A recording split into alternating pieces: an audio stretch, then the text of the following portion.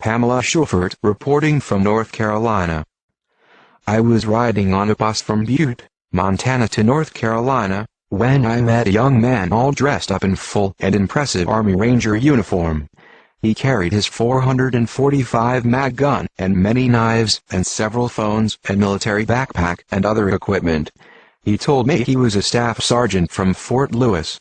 Fort Lewis is where many modern guillotines have been stored for a long time, for use in martial law. I teased him at first and told him I knew all about the modern guillotines in Fort Lewis. He was shocked. He said, "How did you know? This is highly classified information." I told him that the U.S. military was not telling the young man like him, but these guillotines will be used on Americans and Christians in the future under martial law, to behead all New World Order resistors. The longer he listened, the angrier he got. Using a few choice expletives, he said, "They never told us this would be used on Americans under martial law, to get rid of all Christians and New World Order resistors. We thought they would be used in Iraq or something." He then asked me to tell him more and more. Finally, so angry at how they were being deceived and brainwashed, he told me, "I will never go along with this New World Order agenda. I am a Christian. I will contact my men in my platoon, 64, and those I can trust who are Christians. I will tell them the truth." I was supposed to go to Fort Hood for more special ops training next week, and then return to train my men in how to operate these guillotines. There is a special underground training center where the guillotines are. We are not allowed to bring in any cameras, cell phones, etc., because of high security and silence regarding these guillotines. They are 6.5 feet high, with hand restraints and a place for a person's head as they stand. We were going to use dummies for practice, but now I am refusing this assignment, and I will contact the men under me who I can trust, who will not go along with this NWO agenda, and will come out instead with Humvees, weapons and everything we can get our hands on to fight this New World Order agenda. We parted him the next day. He told me he talked to his sister and family, and they were shocked. They were all military. They told him, "How do you know about this New World Order martial law agenda? It is all highly classified."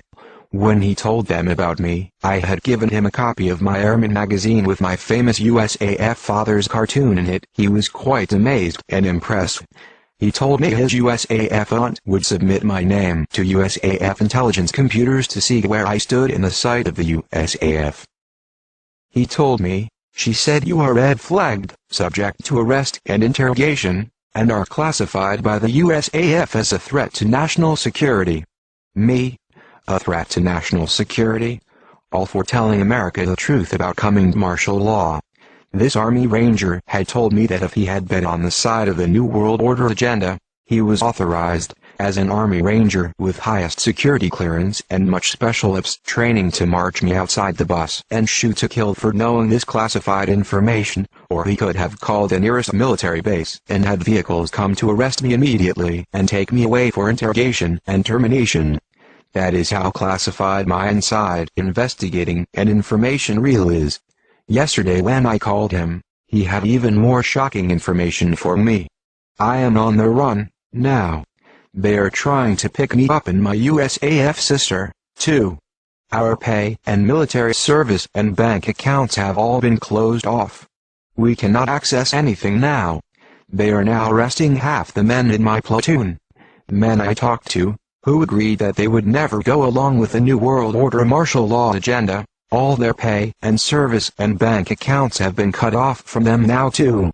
Military helicopters and Humvees are surrounding their homes.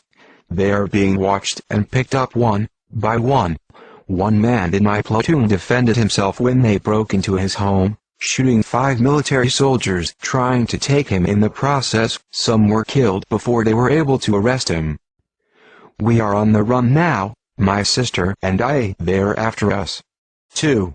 I am actively now on the phone with Staff Sergeant Donnie. His aunt, who ran my name through USAF computers, is now being questioned by USAF authorities. I am sure they are angry with me right now, as well.